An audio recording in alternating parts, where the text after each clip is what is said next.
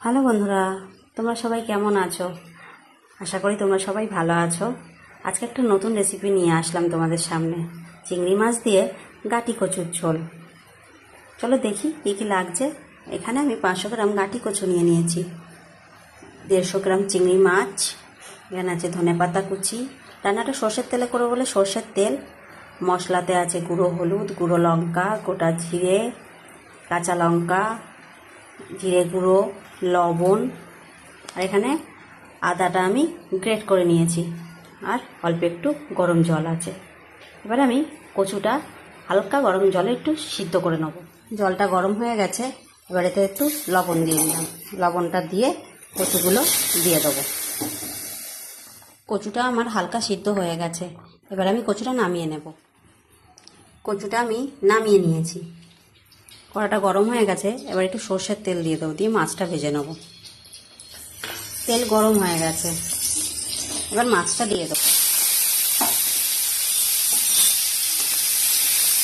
মাছটা আমি হালকা করে ভাজবো, বেশি ভাজবো না। মাছটা হালকা ভাজা হয়ে গেছে, এবার তুলে নেব। মাছটা তুলে নিয়েছি আমি, আর একটু তেল দিয়ে দেবো। তেলটা গরম হয়ে গেছে, এবার কাঁচা লঙ্কা আর গোটা জিরেটা ফোড়নে দিয়ে দিলাম।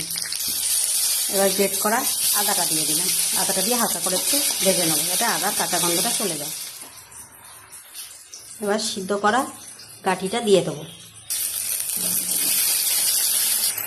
এবার হালকা আছে এটাকে ভালো করে আস্তে আস্তে কষাবো। এবার একটু হলুদ দিয়ে দেবো। এবার দেবো গুঁড়ো জিরে আর অল্প একটু গুঁড়ো লঙ্কা। গুঁড়ো লঙ্কাটা না দিলেও চলে, যারা ঝাল বেশি খায় তাদের জন্য অল্প একটু দিতে পারো। দিয়ে এটাকে আবার হালকা করে ভাজবো, হালকা আছে। আর চিংড়ি মাছগুলো দিয়ে দেবো, দিয়ে ভালো করে আবার একটু ভেজে নেব। এটা ভাজা হয়ে গেছে, এবার এতে আমি গরম জল দিয়ে দেবো। যে যেমন ঝোল খাবে সেই হিসেবে জলটা দেবে।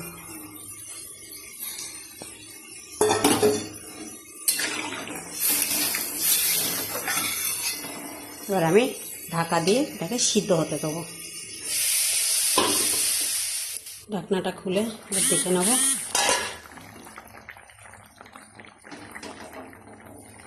হয়ে গেছে আমার চিংড়ি মাছ দিয়ে কচুর ঝোল। গ্যাসটা অফ করে দিলাম, এবার নামিয়ে নেব। এবার এতে ধনেপাতা কুচিটা দিয়ে আমি ঢাকা দিয়ে রেখে দেবো।